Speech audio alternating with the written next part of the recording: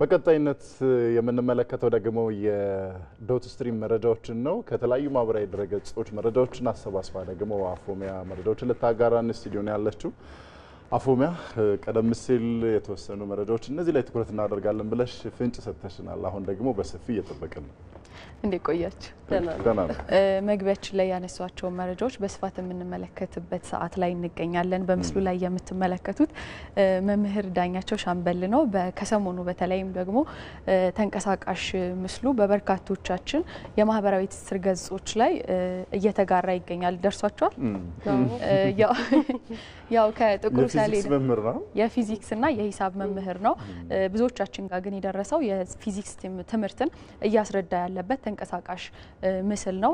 በተለይም ደግሞ ኢቢሲ ከሱ ጋር የነበረውን ቆይታም ካጋራ በኋላ በርካቶች ሀሳብ አስተያየታቸውን ሲሰጡበት የነበረ ነው። በርከት ብሎ ደግሞ በብዙዎች ሲሰነዘር የነበረው ነገር ይህን መሰል አስተማሪ ቢያስተምረኝ ኖሮ ብዙዎች እንግዲህ አሁን ላይ ለቁጥር ብዙም ቀረቤታ እንደሌላቸው የሚገልጹ ሰዎች አሉና መቅደላዊትም ስትል ነበር ብላለች። በእርግጥ የኛ ሙያ ለቁጥር ቀረብ ካለ ወይም ደግሞ ከሶሻል ሳይንስ ስለመጣን ለቁጥር ቅርብ የምንባል ሰዎች አይደለንም። አይዞኝ ታዲያ ይህ መምህር እናንተም እንዳላችሁት በፊዚክስና በሂሳብ ላይ በርካቶችን እንዳበቃ ይገለጻል። ከዚህ በፊት ግን የነበረውን ደግሞ በተለይም በተማሪነት ቆይታው ያለውን ታሪክ ደግሞ ሲናገር ለብዙዎች ምሳሌ መሆን የሚችል መምህር መሆኑን ብዙዎች አስተያየት ሰጥተውበታል። ከአንደኛ እስከ 8ኛ ክፍል በነበረው የትምህርት ቆይታው እንግዲህ ጎበዝ ተማሪ እንዳልነበረ ይገልጻል። 8ኛ ክፍል ላይም ለሚኒስትሪ ሲቀመጥ ከጎኔ ከነበረ ጎበዝ ሰው ነው መልስ በመቅዳት ወይም ደግሞ በመኮረጅ 96 ነጥብ ማስመዝገብ የቻልኩት። እሱ የሚማርበት ትምህርት ቤት ደግሞ አባቱ በጥበቃ ስራ ላይ ተሰማርተው ነበርና ያንን ውጤት ማስመዝገቡን ሲመለከቱ በደስታ መጥተው እንዳቀፉትና የሱ በትምህርት መብቃት ቤተሰቦቹ የሚፈልጉት ነገር እንደነበር መገንዘቡን ይገልጻል ማለት ነው። ከዛ በኋላ ነው እንግዲህ በተለይም ለፊዚክስና ለሂሳብ ትኩረት ሰጥቶ ሲያጠና እንደነበር ገለጸ። ከ9ኛ ክፍል በኋላ በራሱ ከፍተኛ የሆነ ውጤትን ሲያስመዘግብ ቆየ። በዚህም የአዲስ አበባ ዩኒቨርሲቲ ሊቀላቀል መቻሉን ይገልጻል። ነገር ግን ከአዲስ አበባ ዩኒቨርሲቲ ደግሞ ውጤታማ ሆኖ የማረጋገጫ ሰርተፊኬቱን ይዞ አልወጣም። ለዚህም የሱስ ተጠቂ በመሆኑ ምክንያት ትምህርቱን አቋርጦ ሊባረር እንደቻለ ይገልጻል። በሱ ተስፋ ያልቆረጡት አባቱ ያላቸውን ነገር ሸጠው ለትምህርት ወደ ውጭ ይልኩታል። ነገር ግን ያው ከዚህ የተከተለው የሱስ ተጠቂነት እዛም ከዩኒቨርሲቲ እንዲባረር በተለይም ደግሞ ለስርም እንዲዳረግ አድርጎታል ማለት ነው። ከዚህ ጋር ተያይዞ ወደ ኢትዮጵያ ከመጣ በኋላ አባቱ ተማሪዎችን አስተምር እያሉ ይወተውቱት ነበረ። ልሞክረው በማለት ነበር 3 ተማሪዎችን ጣሳ ላይ አስቀምጬ የቻይንኛ ቋንቋ አስተማርኳቸው ይላል። በዛም ጎን ለጎን ፊዚክስና ሂሳብ ያስተምራቸው ነበረ። ከነዛ ተማሪዎች መካከል ነው እንግዲህ በትምህርት ቤቱ የፊዚክስ አስተማሪ እንደሚፈለግ ሲሰማ እሱን በመጠቆም የአስተማሪነት ስራውን እንዲጀምር ያስቻለው ማለት ነው። ህይወቱ ራሱ በጣም አስተማሪ ነው። አሁን ላይ እኔ ራሴ ያልገለጽኳቸው ጥፋትንም ደግሞ ማስተካከል እንደሚቻል ለራሱም እድል ሰጥቷል። ልክ ነው። እሱም ሲገልጸው በተለይ አስተማሪዎች የሁሉም ሙያዎች እናት በመሆኑ ሙያውን በሰርቲፊኬት ብቻ ልናረጋግጠው አንችልም፣ ልንወደው ይገባል። ወደነው ካልሰራ ነው ራሳችንን ማብቃትና ከጊዜው ጋር እኩል ማስኬድ ስለማንችል ሙያውን ልንወደው ይገባል ሲል ይገልጻል። አሁን ላይም በዚህ ብቻ እንደማይቆም በአካል ብቻ ሳይሆን በኢንተርኔትም የማስጠናት መርሃ ግብሮች እንዳሉት የትስስር ገጾች አሉት። የራሱ ዩቲዩብ ገጽ በመክፈት ለኢትዮጵያውያን ብቻ ሳይሆን በዓለም ላይ ለሚገኙ ተማሪዎች የማስጠናቱን ስራ ይሰራል። ትልቅ የሆነ ተስፋ ያለው ሰው መሆኑም ተጋርቷል ማለት ነው። በጣም በርካቶች የወደዱት በማህበራዊ ትስስር ገጾች የተጋሩት ቀዳሚው መረጃቸው ፊዚክስ እንደዚህ ቀላል ነው እንዲያስብለው። እሺ ሌላኛው መረጃችን ታላቁ የኢትዮጵያ ህዳሴ ግድብ እንግዲህ ከኃይል ማመንጫነት ባሻገር ከፍተኛ የሆነ የአሳ ምርት እያስገኘ መሆኑ በትላንትናው ዕለት ተጠቅሷል። እንደሚታወቀው ሀገራችን ከፍተኛ የሆነ ወይም ደግሞ እምቅ የሆነ የአሳ ሀብት እንዳላት ይታወቃል። ነገር ግን በዛው ልክ ተጠቃሚ አይደለችም። ለዚህም በተግዳሮትነት የሚጠቀሱ ነጥቦች አሉ። እነዛን ነጥቦች በመለየት ማሻሻያዎች እየተደረጉ ይገኛሉ። የነዚህ ማሻሻያዎች ውጤት ደግሞ በተለይም በተጨባጭ መልኩ በህዳሴው ግድብ ላይ በሚገኙ የሚገኙ ምርቶች ማረጋገጥ እንደተቻለ ተገልጿል። ከ14000 ኪሎ ግራም በላይ የአሳ ምርት መገኘቱም በትላንትናው ዕለት ተገልጿል ማለት ነው። ተመልክታችሁታል? ምስሉ ላይ የምናየውን ዶልፊን ነው ወይስ አሳ ነው? በጣም ትልልቅ የሆኑ አንድ ብቻ ሳይሆን በርከት ያሉ የአሳ ዝርያዎች በታላቁ ህዳሴ ግድብ ውስጥ እንደሚገኙ ተገልጿል።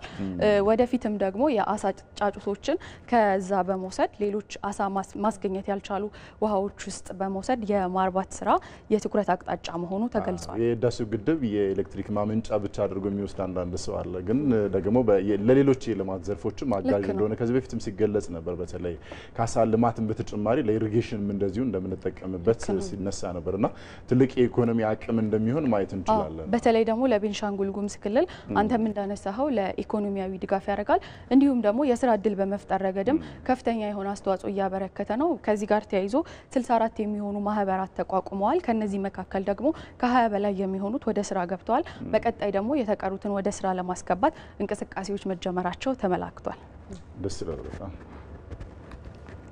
ሌላው እንግዲህ የኢሚግሬሽን መስሪያ ቤት አካባቢ በህገወጥ መልኩ ሲንቀሳቀሱ የነበሩ ተጠርጣሪዎች ወደ 65 አካባቢ የሚሆኑ ተጠርጣሪዎች በቁጥጥር ስር መዋላቸው ተገልጿል። ብዙ ጊዜ ወደዛ ተቋም አምርታችሁ ከሆነ በጣም ሰው ይበዛል። ከመግቢያው ጀምሮ ጎረቤትም ነበር እዛውና ከመግቢያው ጀምሮ ልናግዛችሁ እንችላለን እያሉ የተለያዩ ነገሮችን ቀጠሮ ለማስያዝ ነው እንዲህ ነው እያሉ ተገልጋዮችን እየተከታተሉ የሚያናገሩ ሰዎች አሉ። በእርግጥ ያንን የሚሉትን አገልግሎት በትክክል መንገድ የሚሰጡ አሉ። በእነሱ ሽፋን ደግሞ ማህበረሰቡን ወይም ተገልጋዩን ደግሞ የማጭበርበርና የማታለል ተግባር የሚፈጽሙ ሰዎች አሉ። በዚህም ነው እነዚህ 65 ሰዎች በቁጥጥር ስር ሊውሉ የቻሉት። ከነዚህ መካከል 25 የሚሆኑት ሴቶች መሆኑ ተገልጿል። በተለይም በዛው በተቋሙ አካባቢ በጽህፈት ስራ ላይ የተሰማሩ በድለላ ስራ ላይ የሚገኙ መሆኑም ተገልጿል ማለት ነው። ተገልጋዮችን በማታለልና በማጭበርበር ተጠርጣሪ ስለሆኑ በቁጥጥር ስር እንደዋሉ ተገልጿል። በትላንትናው ዕለት ተመልክተናል። በርካቶችም ወደ ተቋሙ ሲያመሩ ደግሞ ስለገጠማቸው ነገር ከዚህ ልጥፍ ስር አስተያየታቸውን ሲሰጡ ነበር። በመሰረቱ እንደዚህ ከፍተኛ ቁጥር ያለው ተገልጋይ የሚበዛባቸው ተቋማት እንደ ኢሚግሬሽንና ዜግነት አገልግሎት አይነት ተቋማት የተቀላጠፈ በቴክኖሎጂ ታገዘ አገልግሎት አሰጣጥ ላይ ማሰብ አለባቸው ብዬ አስባለሁ። ዲጂታል ኢትዮጵያ ምክንያቱም በርካታ ተገልጋይ ነው የሚመጣው እና ቀድሜ የሆነ ነገር አገኛለሁ፣ አሁን ደግሞ ይሄኛውን ጥቅም ባገኘ ይሄኛው እንዲያልቅልኝ የሚል ስሜት ስለሚሰማቸው በሚገርም ሁኔታ ደግሞ ለህገወጥ ስደትም ተጋላጭ የሚሆኑት እዚህ አካባቢ የሚገኙ ናቸው። በዛ ስራ ላይ የተሰማሩ ህገወጥ ደላሎች እዚህ አካባቢ ያሉ ለጉዳዩ ላቅ ያለ እውቀት የሌላቸው ዜጎቻችንን የሚያጭበረብሯቸው በዚህ አካባቢ በመገኘት መሆኑ ስለተደረሰበትም ነው እንግዲህ አሁን ላይ የማጣራት ስራው እየተሰራ የሚገኘው። ይበል የሚያሰኝ መረጃ ነው። የኢሚግሬሽንና ዜግነት አገልግሎት እንግዲህ ተቋሙን ቦታ ከመቀየር ጀምሮ እንዲህን በዙሪያው ያሉ ህገወጥ ሰዎችን ለማጽራት የተለያዩ ስራዎችን እየሰራ እንዳለ፣ የእርምት እርምጃም እንዲወሰድ እየሰራ እንዳለ በተለያዩ ጊዜያት ይናገራል። አሁንም ግን ቀሪ ስራዎች እንደሚጠብቁት ነው የሚያሳየው። ልክ ነው። ይሄ አስተማሪና ሌሎችም ደግሞ ከድርጊታቸው እንዲቆጠቡ የሚያስችል ነው። ወደ ተከታዩ መረጃዬ አልፋለሁ። ወደ ጃፓን ነው የምናመራው። ከጃፓን እንግዲህ የሞት ፍርድ ተጠባባቂነት ወደ ሀብት ማማ ስለወጣው ግለሰብ ነው የምናነሳው። እንደ አውሮፓውያን አቆጣጠር በምስሉ ላይ የምትመለከቱት ኢዋው የተባለ ግለሰብ መግደል ወይም ደግሞ 4 የሚሆኑ ሰዎችን በመግደል ክስ ይመሰረትበታል። ይህም ደግሞ የስራ አለቃውን የሱን የትዳር አጋርና 2 ልጆቹን ገለሃል በሚል በወንጀል በመጠርጠር ፍርድ ቤት ይቀርባል ማለት ነው። ፍርድ ቤት እንደቀረበም በመጀመሪያው ቀጠሮ ላይ ወንጀሉን ፈጽም ያለው ሲል ያምናል እሱም። ነገር ግን በተከታዮች ቀጠሮች ላይ ፖሊስ እንዳምን የድብደባና የማስገደድ ስራ ስለሰራብኝ ነው ያመንኩት ሲል ለራሱ የመከላከያ ነጥብ ቢያቀርብም ዳኞች ግን ተቀባይነት የለውም በማለት የሞት ፍርድ ይፈረድበታል። የሞት ፍርዱ ተግባራዊ እንዲሆን በእስር ቤት 40 ዓመታትን ጠብቋል ማለት ነው። ሆኖም ግን እንደ አውሮፓውያን አቆጣጠር በ2014 ላይ እሱ ገዳይ እንዳልሆነ የሚያመላክቱ መረጃዎች መውጣት ጀመሩ። በተለይም ደግሞ የሟቾች አልባሳት ላይ ያለውን የደም ናሙና በመውሰድ የዲኤንኤ ምርመራ ሲደረግ እሱ እንዳልገደለው ገዳዩ ሌላ ሰው መሆኑ ተመላከተ ማለት ነው። በዚህም ከ40 ዓመታት በኋላ ከእስር ቤት ሊፈታ ችሏል ማለት ነው። ወጣቱ ሆኖ ገብቶ እንግዲህ አንቱ በሚባል በ89 ዓመቱ ነው ከእስር ቤት ሊወጣ የቻለውና በርካቶችን ያሳዘነ ነው። በዚህም ካሳ በማለት እንግዲህ በቀን በአማካኝ $85 በማሰብ የ1.4 ሚሊዮን ዶላር ካሳ ተሰጥቶታል ማለት ነው። በጃፓን በተፈጠረ እንግዲህ የውሳኔ ስህተት ከተሰጡ ካሳዎች ሁሉ ከፍተኛ ቢሆንም ነገር ግን እሱ በእስር ቤት ያሳለፋቸውን ደግሞ ከባድ ጊዜ ሊመልስ አይችልም ሲል ጠበቃው አስተያየት ሰጥቷል ማለት ነው። ብዙዎችን ያሳዘነ መረጃ ነው። በጣም ብዙ ደግሞ እንደዚህ አይነት ነገሮች ይሰማሉ። ስህተቶች ይፈጠራሉ። ታስረው ነፃ ሆነው ተግባራዊ ቢሆን ደግሞ የስቅላት ነበረ ውሳኔ ህይወቱንም ሊያጣ ይችል ነበረ። በርካቶች ጃፓን የወንጀል የፍትህ ስርዓቷን በድጋሚ ልትመለከተው ይገባል ሲሉ አስተያየት ሰጥተውበታል። የሚያሳዝን ነው። አንዳንዶች ደግሞ ያው የገንዘብ መጠኑንም እያዩ ምን ጥቅም አለው ልክ ነው የእድሜውን ግማሽ እንግዲህ በዛ መልኩ ነው ሲያሳልፍ የነበረው። በተለይም ደግሞ የተላለፈብኝ ቅጣት ከዛሬ ነገ መቼ ነው የሚፈጸመው በሚል ሰቆቃ ውስጥ ነው እነዛን 40 ዓመታት ያሳለፈውና ትንሽ የሚያሳዝን መረጃ ነው።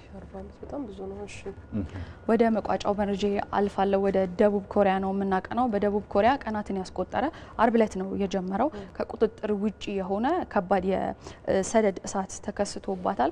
በዚህም ደግሞ ከ37000 ሄክታር በላይ የሚሆኑ አካባቢን ሊያወድም ችሏል። የ26 ሰዎችም ህይወት አልፏል። እንዲሁም ደግሞ 26 ሰዎች ከበድ ያለ አደጋ አጋጥሟቸዋል። ከነዚህ መካከል በርከት ያለውን ቁጥር የሚይዙት እድሜያቸው በ60ና በ70 ዓመት የሚገኝ ነዋሪዎቿ መሆኑ ተገልጿል ማለት ነው። እሳቱን ደረቃማ የሆነው የአየር ሁኔታና በተለይም ደግሞ ከበድ ያለ ነፋስ በመኖሩ እንዲባባስ ወይም ከቁጥጥር ውጪ እንዲሆን እንዳደረገው ተመላክቷል። ይህንን እሳት ለመቆጣጠር ከ9000 በላይ የሚሆኑ የእሳት አደጋ ሰራተኞች እንዲሁም ወታደሮች በምድርና በላይ ደግሞ በእሳት አደጋ ሄሊኮፕተሮች ሙከራ እያደረጉ ይገኛሉ።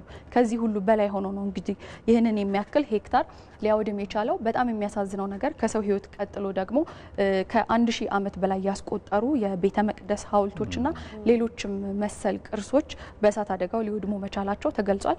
ሌሎች ግን መንቀሳቀስ የሚችሉ ቅርሶችን ደግሞ በአደጋው እንዳይወድሙ በማሰብ ከቦታው ዞር የማድረግ ስራ መሰራቱ ተገልጿል ማለት ነው። ይሄ የሰደድ እሳት አሜሪካንም ምን ያክል ውድመት እንዳደረሰባት ማየት እንችላለን። ቀደም ሲል በተለይ ሎስ አንጀለስና አካባቢው ላይ ከፍተኛ የሆነ ውድመት በማድረስ ከጦርነት ከሚያደርሰው ጉዳት በላይ ምን ያክል እንደተጎዳች ሲመላከት ነበረ እና ይሄ ከአየር ንብረት ለውጥ ጋር ተያይዞ የሚመጡ ጉዳቶች አሁን ላይ በዓለም አቀፍ ደረጃ እየበዙ ነው። ትኩረት የሚሰጠው እንደሆነ ያመለክታል። አንተም እንዳልከው ከዚህ መረጃ ጋር ተያይዞ የተለያዩ ዓለም አቀፍ ሚዲያዎች ያወጧቸው መረጃዎች መደምደሚያ ያደረጉት የአየር ንብረት ለውጥ ትኩረት ሊሰጠው ይገባል። ካልሆነ ግን ስብሰባዎች እኮ ይከናወናሉ ግን ተፈጻሚነታቸው እና ያው በቀጣይ እነዚህ ነገሮች ትኩረት ሰጥተን ልንሰራባቸው ይገባል። አለበለዚያ ግን ይህን መሰል አደጋዎች ሊያስደነግጡን አይገባም የሚሉ አስተያየቶች እንደውም ከዚህ እየባሰ ነው የሚሄደውና ያው አንተ እንዳነሳኸው የመፍትሄ ሀሳቦች ተግባራዊ ሊሆኑ ይገባል የሚሉ አስተያየቶች እየተሰነዘሩ ይገኛሉ። የማህበራዊ ትስስር ገጾች ትላንት ውሏቸውንና ምሽቱን እነዚህ መረጃዎች ሲያጋሩን ቆይተዋል። እናመሰግናለን።